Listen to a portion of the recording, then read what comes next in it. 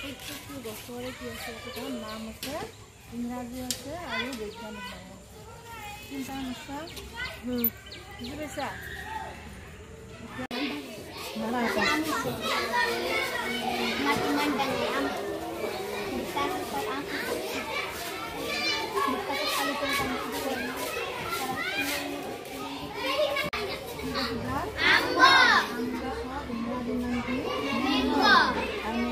বৈজ্ঞানিক নাম লিখা আছে মেংগো খৰা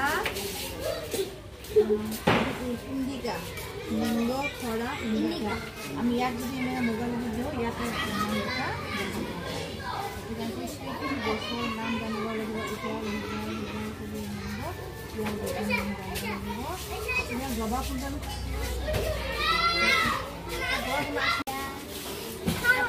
কি ফুল? জবা ফুল। জবা ফুলৰ ইংৰাজী নাম আছে, বৈজ্ঞানিক নাম আছে। ইয়াতে যদি আমি ফটোটো স্কেন কৰি লওঁ তেতিয়াহ'লে ইয়াত গোটেইখিনি ওলাই যাব। মানে সকলো লোৱা হৈছে। বুজিছা? এইটো কি কয়? QR code. কি কয়? QR code.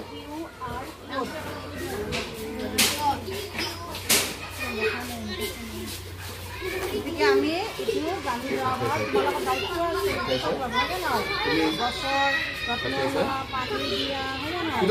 গৰু গাখীৰ খাব লোৱা, যত্ন ল'ব লাগিব। তাৰপিছত চব গছৰ নাম বলাইছে। ভাতকেৰেলাৰ গছ হয়নে?